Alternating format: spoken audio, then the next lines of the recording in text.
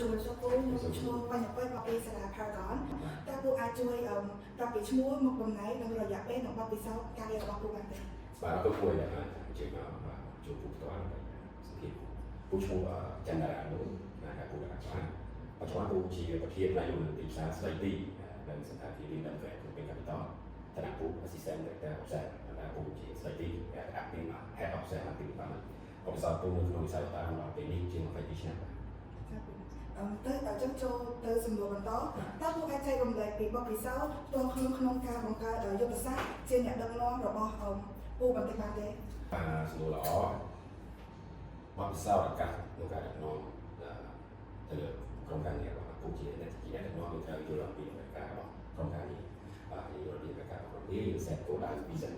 យើងត្រូវមាន vision vision របស់យើងដាក់គោលដៅយើងមាន vision ដើម្បីផែនការប្រកបអនុវត្តអញ្ចឹងយើងត្រូវដាក់ deadline ផែនការប្រកបអនុវត្តពេលយើង set vision ហើយយើងធ្វើផែនការដើម្បីចាប់បានអនុវត្តការ action plan បាទអញ្ចឹងយើងត្រូវតាមដានការងាររបស់ប្រកបដែរការងារខ្លះវាអាចមានសម្ពាធហើយ pressure ការងារខ្លះអាចត្រូវស្គាល់รู้ស្ដាប់ពីហើយបាទប្រកបដើម្បីយើងចុះទៅជួបផ្ទាល់ដោះស្រាយបញ្ហាមកគោលដៅរបស់យើងដែរហ្នឹងតែរបស់គោលដៅយើងរលូតបាទអញ្ចឹងយើងត្រូវស្ដាប់ប្រកបដែរពេលយើងដាក់ផែនការប្រកបយើងត្រូវយើង observe យើង follow up យើងអាចថាយកគោលដៅមកទៅទីខាងដែរថាត្រូវតែស្ដាប់តបានទេយើងត្រូវស្ដាប់ពីហើយប្រកបដែរពេលយើងរៀនភាសាហើយត្រូវតាមប្រកបជាប្រចាំបាទទៅសំណួរបន្ទាប់តើពូជឿថាអ្វីទៅជាគុណសម្បត្តិដ៏សំខាន់របស់អ្នកដឹកនាំគួរតែមានដល់ម្ដងទីមួយអរគុណសំណួរទីមួយត្រូវដឹងពីអារម្មណ៍របស់ក្រុមការរបស់យើងទីពីរយើងត្រូវចាបបាក់ Facebook ទៅលើការសម្រាប់ប្រកបដោយយើងតាមតាមសំណួរទីមួយសំណួរទីមួយដែរ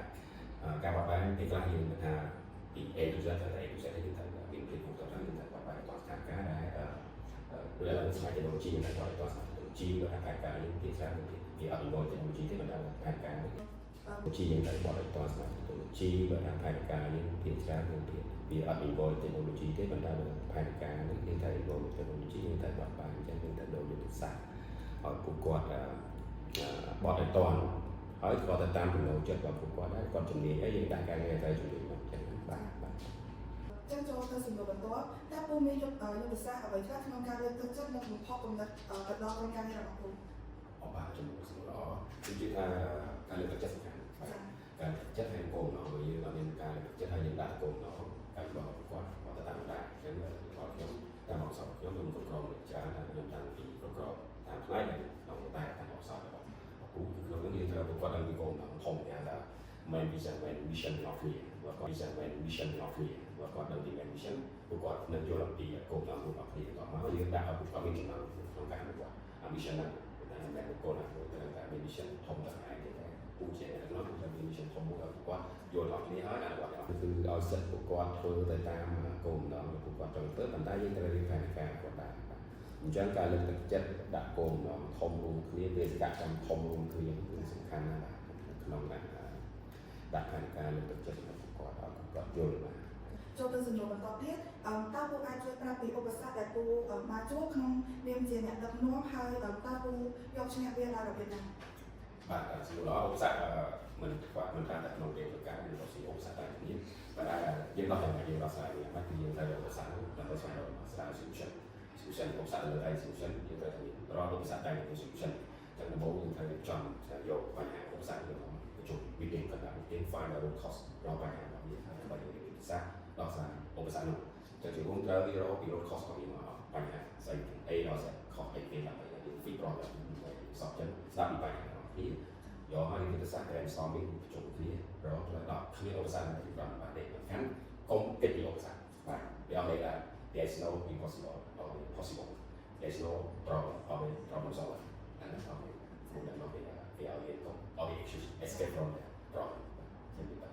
អរគុណសម្រាប់ការឆ្លើយដល់សំណួរចុងក្រោយតើពូបានកំណត់ចំណុចឬវងវែងភាពជោគជ័យក្នុងវិស័យដឹកនាំរបស់របៀបណាបាទការពូក៏គាត់និយាយដល់ណាចឹងយើងជា leader យើងតែនិយាយរបស់ leader ចឹងបើសិនជាគាត់អាចចាប់បានតែការរបស់ពូចំណុចមួយការរបស់ក្នុងពូគាត់ថាពូពីជំនាញពូការរបស់តែខ្លួនឯងក្នុងការងារចំណុចទៀតការបញ្ចូលក្នុងការងាររបស់ក្នុងមួយឲ្យពួកគាត់យល់អំពីចង់និយាយថា objective mission and goal របស់ក្រុមរបស់គ្នាចឹងពួកគាត់ទៅ one direction របស់គ្នាអត់មានថា set one goal and go different direction ចឹង goal នេះអត់ទេបាត់ទៅដល់គោលដៅការឲ្យពូជា leader យើងទៅ be as a driver ដូចជាកម្មជកក្នុងក្រុមការងារនេះផងនៅក្នុងក្រុមរបស់គ្នាចឹងដល់ចឹងយើងត្រូវមានថា driver skill របស់យើងហើយបានកាត់ចូលទៅហើយអ្នកគួរនឹងទៅតាម